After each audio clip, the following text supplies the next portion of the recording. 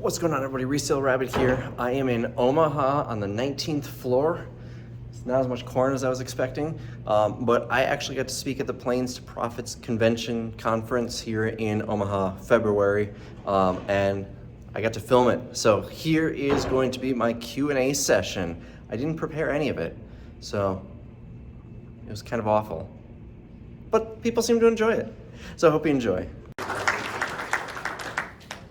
All right, the next one of my favorite parts of these kind of events is actually talking to other people who do things differently than we do.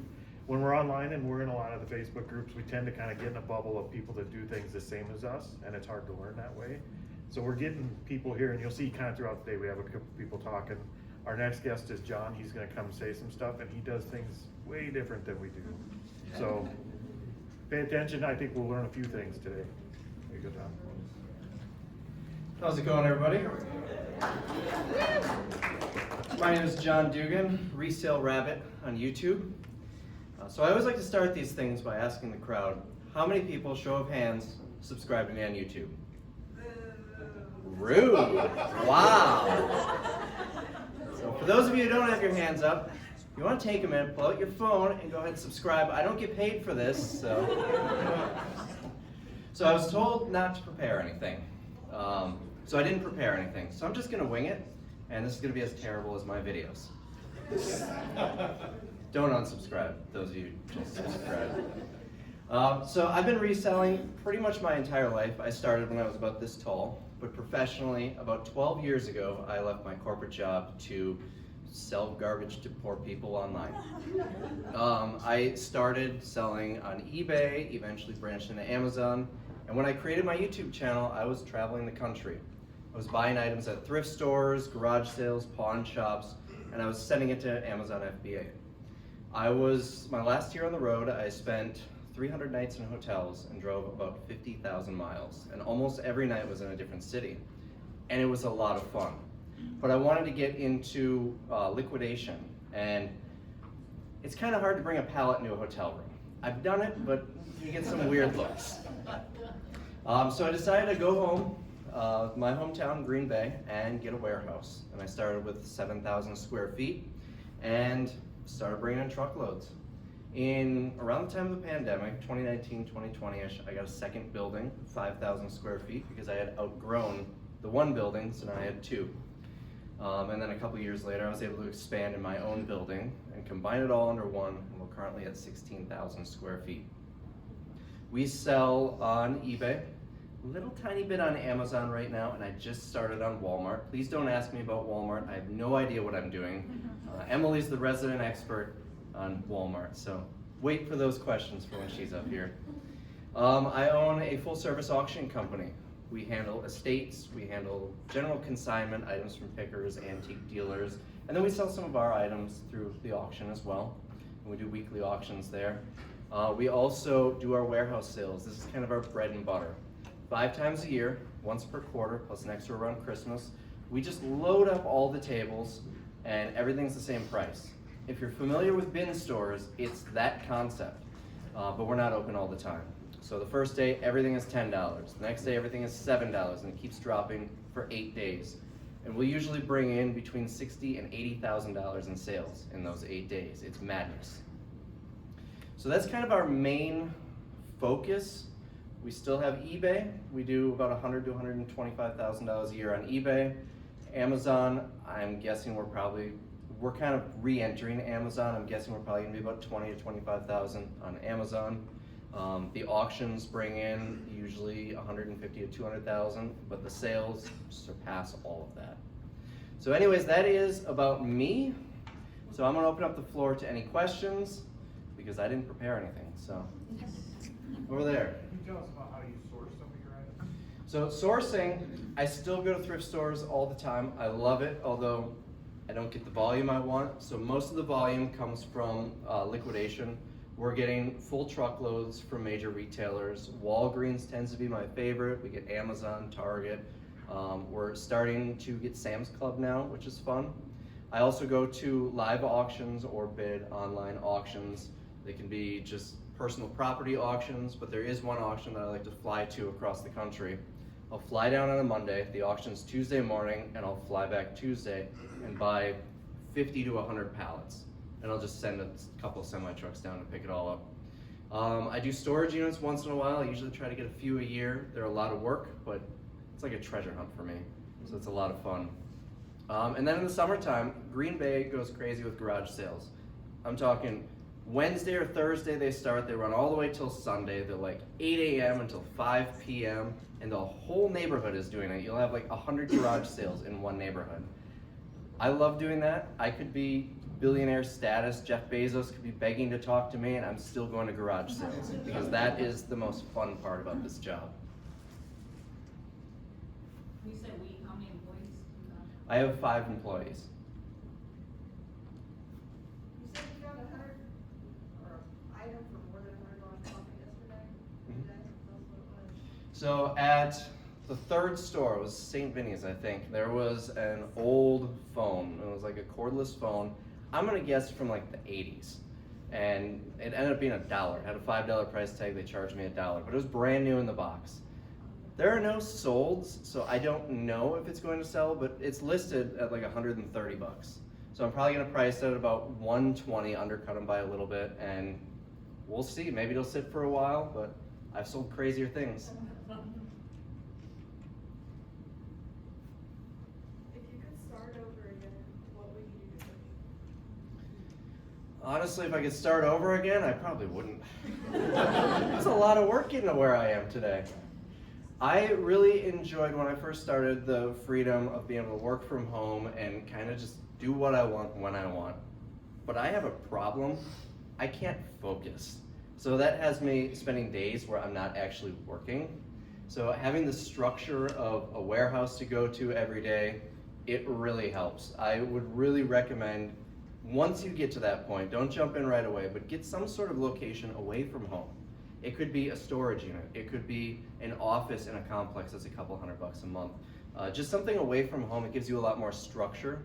It gives you that 8 to 5 feel. You still have the freedom. You don't have to go there every day, but you're not working at 10 p.m. when you should be spending time with your family or on your hobbies. You're not just thinking, oh, I'm in my pajamas. I think I'll just watch a little TV instead of working. You have that structure, and that is probably the biggest thing that got me to where I am. Can you talk about your employees? Like, I know you have one of your employees that does just eBay listing and packaging. What each of them do, and then when you would suggest like other resellers hire employees and how that works. So I'll answer your second question first. Don't hire employees until you can't do it yourself, because employees are expensive and employees are difficult. One thing someone told me before I started was, you will never find an employee that's going to work as hard as you. And that's something that I learned. And I'm not a hard worker, but it may look like it. I play someone on TV who's a hard worker. Employees, they're there to collect a check. So it doesn't matter how much they sell or what they do, they're getting paid the same amount. So they're not going to, even the best employee, and I've got some good employees, but the best employee who does the best work, he's still there or she's still there with the focus of getting that check. So you're not gonna find someone with the mentality of, if I work really hard on this, I can make more money. So with that, wait until you absolutely need to find employees. Now, as far as what they do, I like to delegate a certain area to each employee. I've got one person that runs the auction. I barely touch the auction. He deals with the consigners, he deals with the buyers, he takes the pictures, does all the listings and everything. I've got another employee who handles eBay. He does everything related to eBay. He's listing, pricing, making descriptions, pulling orders, shipping everything out. I've got one employee who just kind of manages the warehouse. His job is to keep the place from being a disaster. If you watch the YouTube videos, he's not very good at his job. I'm kidding. He just started. I did that because I needed that, because our warehouse were bursting at the seams. And then I've got a couple people that are just kind of floaters that come in and help during warehouse sales, or if we are buying out retail stores, we need people.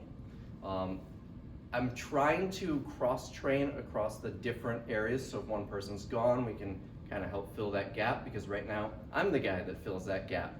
So that's one piece of advice I'd give if you're hiring multiple employees. Try and cross-train. That's one area where I slept on that. I'm curious if there's any trends you've seen in the overall reselling market, but then also specifically like with the economy, just thinking out loud, like everybody thought COVID was gonna shut down the economy and it actually boosted the economy. I keep hearing the economy is bad, but is that actually boosting liquidation and resale? It does to a degree. One thing I've noticed is during the year, our sales are dropping quite a bit. But around Christmas time, it seems to be a much higher increase than normal right now. The pandemic was great. I would love to have another one. We had, I'm sure all of you experienced this, such a huge boost in sales. Oh, yeah. Pandemics are awesome for business, apparently. I've noticed in my business personally, though, the past year or two, we're making about the same amount of money, maybe a slight downtick, but our costs are so much higher. So the bottom line is what's hurting. And I think that's where a lot of people get confused with the economy. And I'm no expert on the economy, but my belief is consumer spending is about where it needs to be, where it's been. But because everything costs so much more, people are getting less, and that's what's hurting everybody. How do you manage all that inventory? Do you have a system? I do not have a system. It's all in our heads, and this is something that actually really hurt us. I've got myself and one other employee are kind of the brains of the operation. And during our last warehouse sale, we're the ones who tell people, okay, we need this stuff out on the sales floor today, save that for tomorrow, and so on and so forth. Well, he had to have emergency surgery, and he's all right. Everything went fine, but he was gone for like 2 weeks. And then I got COVID, and that put me in the hospital. So the two people who were the brains of the operation were gone, and that really hurt us. We ended up shutting down one of the days. We closed early the next day, and it was basically me video chatting the other employees, trying to figure out, okay, go through that pallet, get that out, and it was terrible. So that's definitely something we need to work on. But we're not very organized. It's organized chaos. We try to not hold on to stuff for long. The products that are held for long are usually what's on eBay, the online marketplaces, and that does have a decent organization system. We've got several rooms that house the eBay inventory, and everything is boxed. Each box has a label, each shelf has a label, and 99% of the time we can find an item within 30 seconds. So you buy right from the retailers, or? So, in liquidation, I don't have a contract with the retailers. To be a contract holder, you have to be doing serious volume, like 10 trucks a week minimum. I work with the people who have the contracts. So I'm getting it direct from the retailer. It's being shipped from Walgreens or from Target to my facility, but I'm paying a middleman, and they have a small markup. Now, I'll add, I do store buyouts too. When a store goes into bankruptcy and they close, that's one where I'm working with the courts and the retailer. You said you do auctions. Do you do is it like an online auction like HiBid? Yep, we use HiBid for our platform. TitletownAuctions.com if anyone wants to see what it looks like. Basically, we get items in on consignment. Everything starts at $2 per lot, and then it sells every Tuesday. Unless we're having a warehouse sale, because we completely uproot the whole front of the building to do the sale.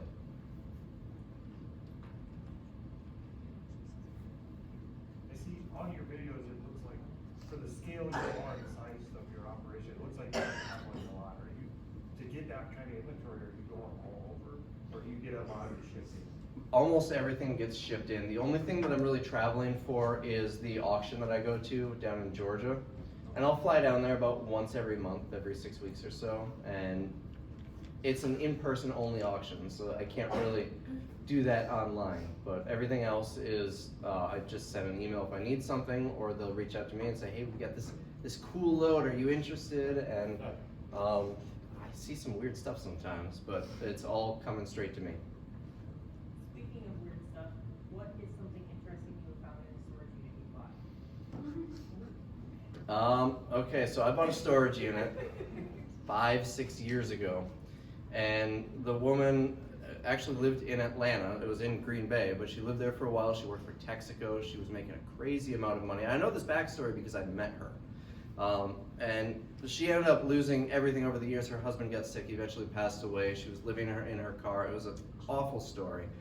But in her unit, she had this furniture that she bought at this really fancy store in Houston, had it shipped to Atlanta. And this furniture, I kept 2 chairs. I call them my Saved by the Bell chairs because they look like they should be on the set of Saved by the Bell. Everything was super unique and artistic and whatnot, and she paid thousands of dollars in the 90s for this stuff. I found the receipts and everything for it. That's probably the most interesting thing I've ever found. There was a painting that was like a $10,000 receipt with it. I sold it for $100 because it was very 90s. I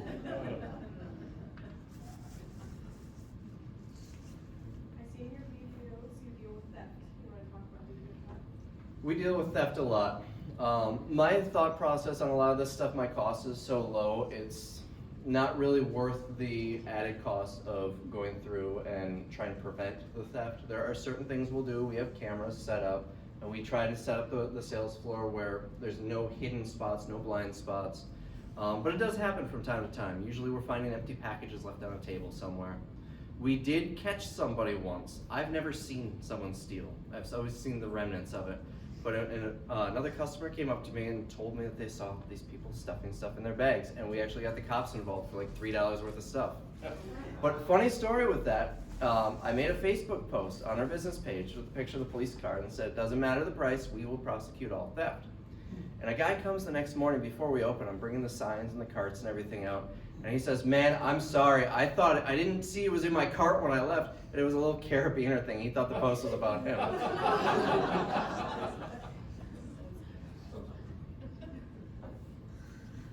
So doing pallets and getting big quantities of them, how are you finding the transportation for all that? Because I know you have everything delivered, especially for doing the Georgia stuff. Like, how are you finding the companies? Because I assume you're not working with just one transport company.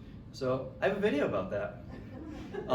Basically for LTL, that's less than truckloads, so just a couple of pallets. I use uship.com. It's very simple. You enter the details on the pallet, where it's getting picked up, where it's getting dropped off, and they give you a handful of transportation companies that can deal with it. For full truckloads, which is what I usually do, this is a dedicated load. It's going from point A to point B. I use Uber Freight. It's just like Uber. You call an Uber to pick you up, bring you to the airport, except they're picking up product instead. And you get the price in advance. It's very location dependent where they're going and everything. On my Georgia to Green Bay run, right now I'm paying between $1,700 to $2,200 for a load.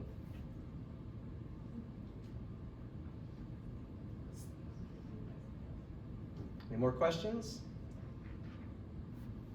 So I know that you are very, you've done tons and tons of different things. Out of everything, like including, Amazon, eBay, in-person stuff, thrift store, run a thrift store, or ran a thrift store at some point. Like, what has been the idea that disappointed you the most? Like the one thing that if you had to lose that, you cut that out of the business plan? I love the idea of having just a discount store. I tried it twice and it didn't work twice. Although the second time really wasn't my fault. I bought an existing store in like April of 2020. Think you know where it went with that. That one kind of hurt. So pandemics aren't always good for business, but I love the idea of it. My goal was to be like a TJ Maxx or a Tuesday Morning, a store like that, and I still find myself looking at fixtures going, oh, I could buy this if I ever open a store. Nope, I did that already. I'm not doing it again. That's the one thing, I feel like I learned a lot from it, so I don't really have any regrets in doing it, but it's the thing that I probably lost the most on, and I just can't make it work. And it's important to know what your limitations are in this business. You wanna talk about your second channel, like you have plans to do another video on there? So I have a second YouTube channel, What's John Doing? It's actually in the description on the bottom of all the videos. That one's my fun channel, anything that's not resale related. It could be going to Disney World, it could be adding a closet into my house and anything in between. But if you want to watch just stupid vlogs of me doing nothing and making cheesy jokes, that's the place to go. You still make cheesy jokes on your regular channel. I make cheesy jokes everywhere I go. Anybody who's met me in person knows there's cheesy jokes. The only difference from YouTube and in person is the jokes can get a little dirtier or raunchier in person. It's funny because a lot of people, it really catches them off guard when they meet me for the first time.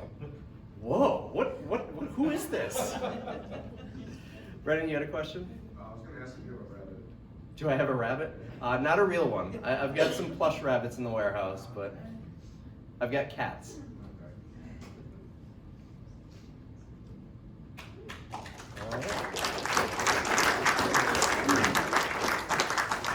So I'm told I have something to give away. Yep, we're gonna get some away. Megan had a couple of good questions, and she also brought us some prizes, so we'll give one of these away. We have some stuff from Door County that Lilac Seller Meg back there brought us. There's all kinds of different stuff. I guess we'll start with, who likes freeze dried? Is that what that is? Yeah. Freeze dried mint Oreo ice cream? Mint Oreo. That sounds really good. I want to win that. It's here, it should be like, Oreo mint chocolate. Okay. All right. 378054. I'm 5'3". That was so close. We got here? There you go. Thank you very much, John. Thank you. Appreciate you having You me. have a good day. You too. Well, don't leave. Yeah, I'm not leaving.